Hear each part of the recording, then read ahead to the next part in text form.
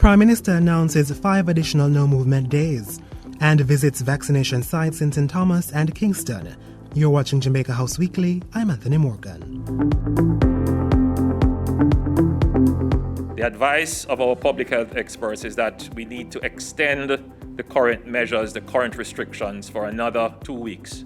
Prime Minister Andrew Holness last Wednesday as he announced the continuation of COVID-19 containment measures from September 3 to 17. He argued that the previous 3 consecutive weekends of no movement had resulted in a reduction of the virus's reproductive rates, moving from 1.4% to 1.1%. The extended measures include another 5 days of no movement from September 5 to 7 and September 12 to 14. Certain categories of workers will be exempted during the no movement days. They include health and security workers, farmers, fisherfolk, factory and BPO workers, finance and transportation service providers, and members of the media. To allow persons to prepare for the 3 consecutive no movement days on Friday, September 3, on Friday, September 3 and on Friday, September 10, 2021, workplaces, businesses will be required to close at midday. The list of workplaces and businesses which will not have to close at midday remains the same as the last 2 weeks of no movement days. Regular curfew hours outside of no movement days will be at 7 p.m. from Wednesdays to Fridays and 6 p.m. on Saturdays. The vaccination program will continue unabated, with certain sites remaining open during the curfew hours and on no movement days. To be clear, on no movement days, persons will be allowed to seek urgent medical care, and those who have overseas travel plans can make their way to and from the airport. During curfew and no movement days, frontline workers will be allowed to access food establishments registered under the e-commerce National Delivery Solution ENDS. The public will continue to be served by ENDS up to midnight on no movement days as well as during curfew hours. In the meantime, Prime Minister Andrew Holness says the existing work-from-home arrangements within the public sector will be extended to September 17. He is encouraging private sector entities to follow suit. Arrangements for places of worship remain in place. So too are the rules governing funerals, burials, annual general meetings, and weddings. At Wednesday's virtual press briefing, the Prime Minister announced plans to scale up the island's vaccination drive. The plan includes the contracting of private medical professionals to shore up the number of vaccinators. Inoculation of persons in the education, health, and other frontline sectors will also be prioritized. Mr. Holness says greater partnerships will also be sought with the private sector to increase the vaccination of persons in key sectors such as tourism and business process outsourcing. We're looking at, the construction industry, financial services, quick services, retail, private security. Prime Minister Andrew Holness says additional oxygen concentrators needed to fight COVID-19 are being procured.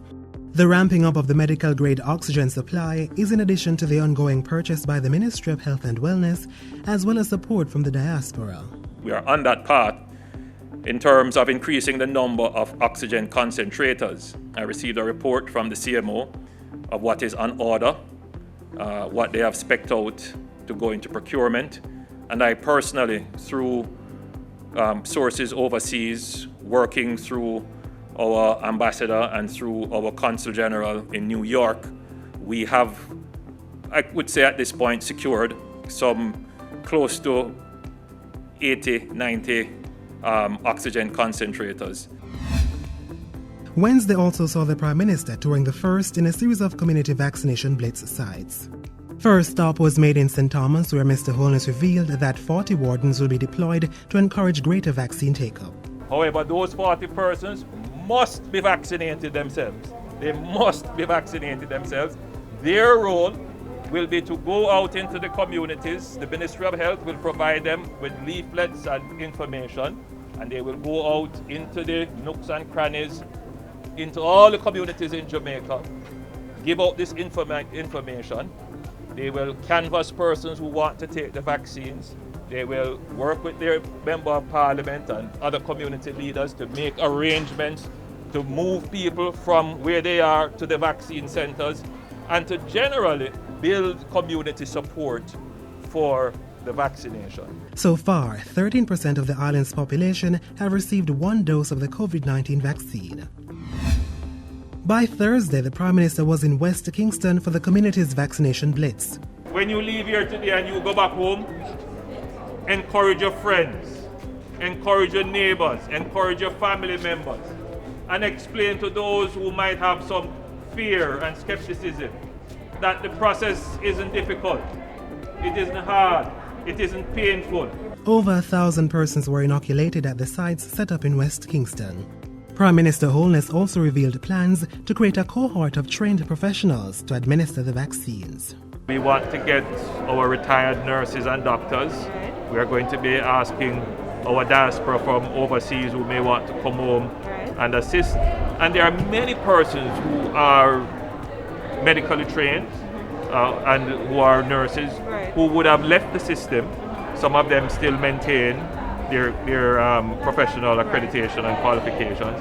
And once they meet the certification level by the Ministry of Health, then we can create this dedicated pool of vaccinators. And that's it for Jamaica House Weekly. Be sure to join us next time for more of the news stories coming out of the office of the Prime Minister.